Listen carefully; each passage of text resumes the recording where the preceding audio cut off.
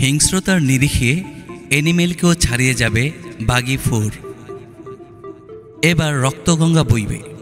First লুকেই এমন গর্জন ছেড়েছিলেন tiger Shroff. এবার অন্তর্জালে উন্মুক্ত হওয়া বাগি 4-এর টিজারে যেন সেই কথাই প্রমাণ করলেন অভিনেতা।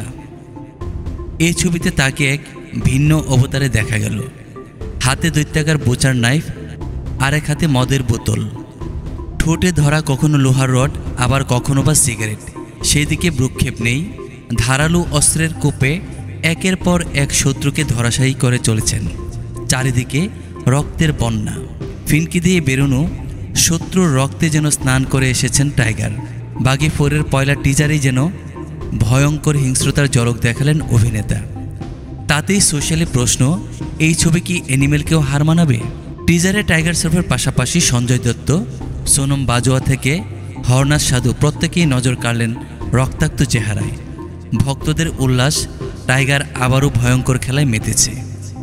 2 বছর আগে মুক্তিপ্রাপ্ত রণবীর কাপুরের অ্যানিমেলে রক্তারক্তি অ্যাকশন দেখে অনেকেরই ভ্রুকুঁচকে ছিল। অযাচিতভাবে মারধরের দৃশ্য রাখার পাশাপাশি হিংস্রতার প্রচার করার অভিযোগে উঠেছিল পরিচালক সন্দীপ রেড্ডি ভাঙার উপর। তবে বাগি 4-এর টিজার দেখে সিনেমা দর্শকদের মত, এই ছবি তো অ্যাকশন, রক্তারক্তি আর হিংস্রতার নিরিখে অ্যানিমেলকেও ছাপিয়ে যাবে। টিজার দেখে আবার অনেকে রণবীর কাপুরের সঙ্গে টাইগার শ্রফের তুলনা টেনেছেন। কারো মতে আবার প্রচেষ্টা ভালোই, তবে রণবীর আসল গুরু, ওকে টপকানো দায়ী। হিরোপান্তি স্টার বলিউডের বক্স অফিসে সেভাবে পায়ের তলায় মাটি শক্ত করতে না পারলেও মাল্টিস্টারার ছবিতে কিন্তু তার কদর কম নয়।